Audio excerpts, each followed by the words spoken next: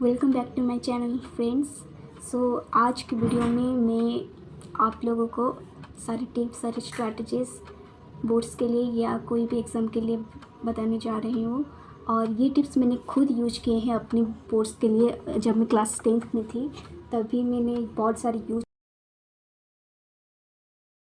किए हैं ये सारी स्ट्रैटेजी, और बड़ी हेल्पफुल है ये। और मैं एवं 93% मैंने स्कोर किया था।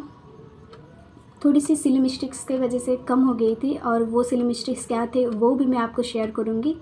और आज इधर मैं सारी स्ट्रैटेजीज़ पढ़ने के बाद मैं आपको बताऊंगी कि कैसे पढ़नी है, कैसे सीबीएसई में अच्छा मार्क, अच्छा ग्रेड हम ला सकते हैं।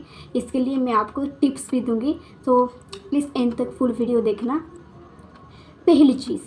पहली चीज़ हमारे अच्छे प्रिपरेशन करने के लिए चाहिए mindset of consistency and confident.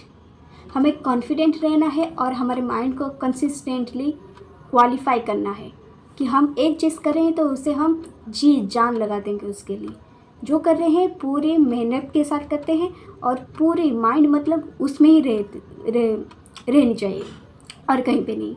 जैसे कि पढ़ाई के वक्त खेल कूद के बारे में या कोई गीत सॉन्ग के बारे में, डांस के बारे में हमारे दिमाग में चलता रहता है, वो सब नहीं करना। अगर पढ़ाई हो रही है तो सिर्फ पढ़ाई पे ध्यान। तो पहली बात है माइंडसेट ऑफ कंसिस्टेंसी। ये ज़रूरी बात है कि कंसिस्टेंट रहना बहुत ही इम्पोर्टेंट होती है डिसिप्लिन लाइफ में। और कंसिस्टेंट रहना इतना भी आसान नहीं है, क्योंकि ये एक हार्ड वर्क है। जैसे कि अर्जुन गुरु द्रोण ने क्या कहा था कि चिड़िया पर क्या मतलब वृक्ष में जो चिड़िया है उसमें क्या दिख रही है तुमको।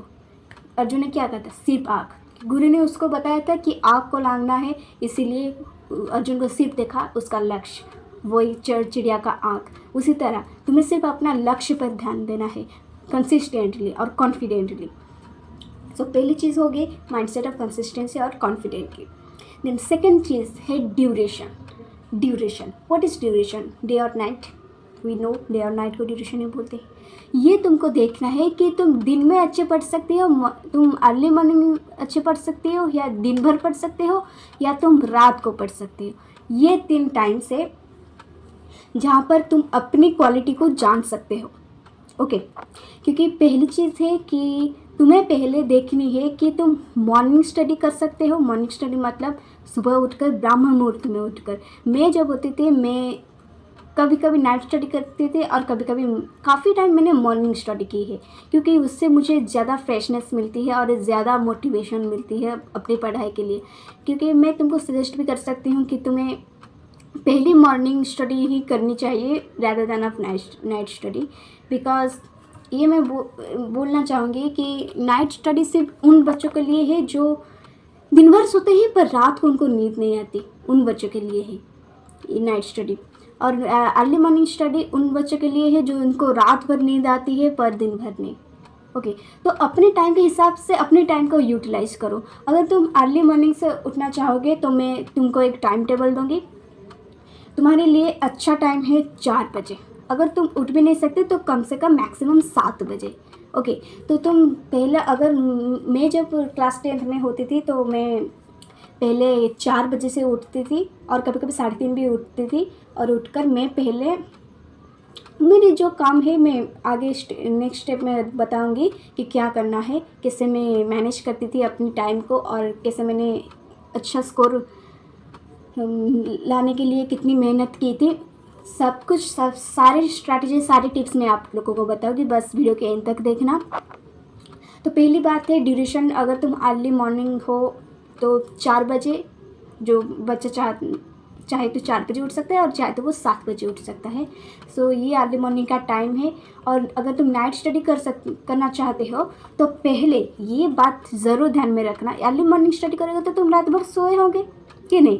तो नींद, पहली बात है नींद को पूरी तरह से जीना है, क्योंकि बिना नींद के तुम कुछ भी नहीं कर सकते। अगर चाहो तो भी कुछ नहीं कर सकते, क्योंकि नींद एक ऐसी चीज़ है जो हमें ज़रूरी वक्त पर भी चाहिए होता है।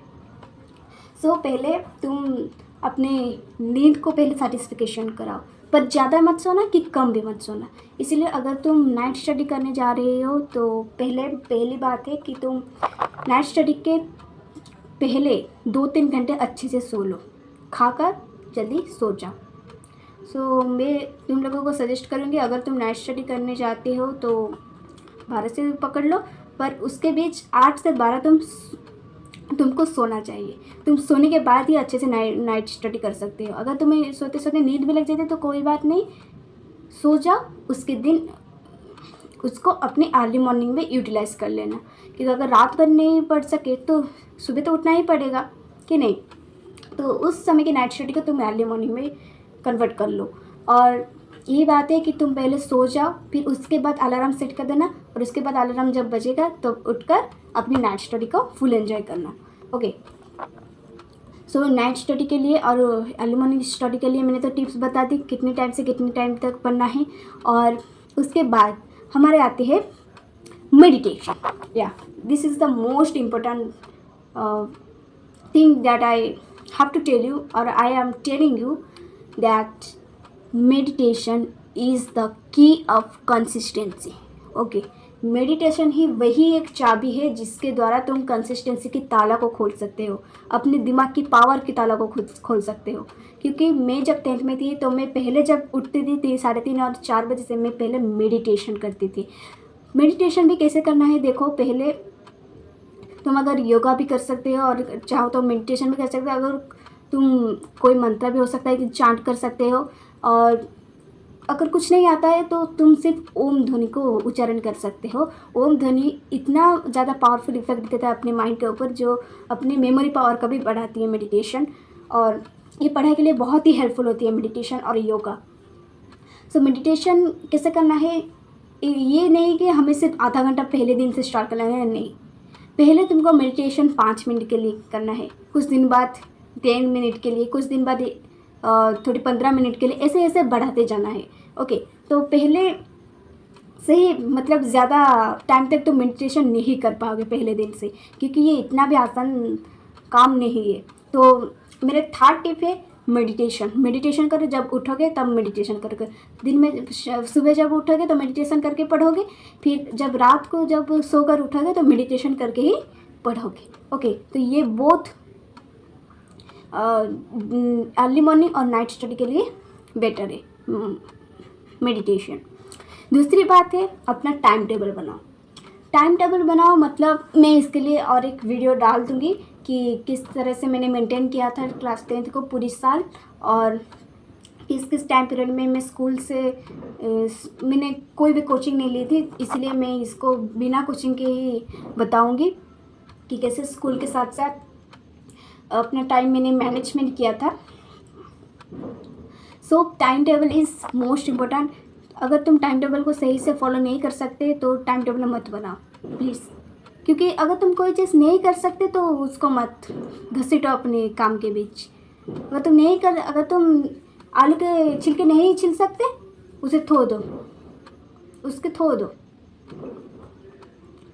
रख दो उसको। ओके, तो पहले टाइम टेबल बनाओ। ये मेरी पहली बात है कि टाइम टेबल बनाओ।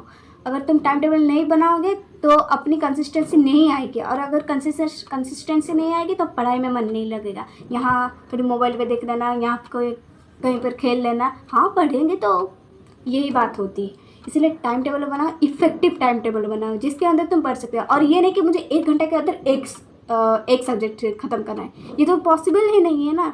तो इसलिए अपने टाइम के हिसाब से ही अपने पढ़ाई को मैनेजमेंट करो। फिर नेक्स्ट स्टेप है हमारे साइलेंट योर मोबाइल। अपनी मोबाइल की नोटिफिकेशन को जब तुम पढ़ाई कर रहे होगे तभी अपनी मोबाइल की नोटिफिकेशन को ऑफ कर दो, क्योंकि वहाँ से डिस्ट्रैक्शन ही सारी बंद हो जाएगी। अगर तुम मोबाइल से स्टडी कर रहे हो तो सारे जितने भी सारे इधर उधर के चीज़ें हैं ना, उसको तुम बैन कर दो, सिर्फ पढ़ाई की वीडियोस रखो। Okay, silent mobile. Then sleep ज़रूरी है, बहुत ज़रूरी है। अपनी हेल्थ के लिए स्लीप बहुत ही ज़रूरी है। कम से कम 8 से 9 घंटा और मिनिमम 5 से 6 घंटा तुमको सोना चाहिए। क्योंकि सोते हो इसलिए ब्रेन को रेस्ट मिलता है, और रेस्ट मिलने से कंसिस्टेंसी ज़्यादा बढ़ती है, कंसिस्टेंसी बढ़ने से पढ़ाई में ज़्यादा मन लगता है, पढ़ाई ज़्यादा होने से कॉन्फिडेंट आता है। ओके, तो इस तरीके से हम बोर्ड्स के लिए भी प्रिपरेशन कर सकते हैं। ये मेरे सारे टिप्स और स्ट्रैटेजीज है कैसे बोर्ड्स के लिए और एग्ज़ाम्स के लिए पढ़ना है। और ये मेरे पढ़ने के तरीका भी थी, ये मैंने क्लास 10th में बहुत ही यूज किया है और ये बहुत ही यूजफुल है, और इसे ज़रूर ट्राई करना। और ये टिप्स और स्ट्रैटेजीज आप लोगों को किसे लगे ये मुझे कमेंट्स में ज़रूर बताना। और if you like this video then please like it, subscribe it and comment on the below.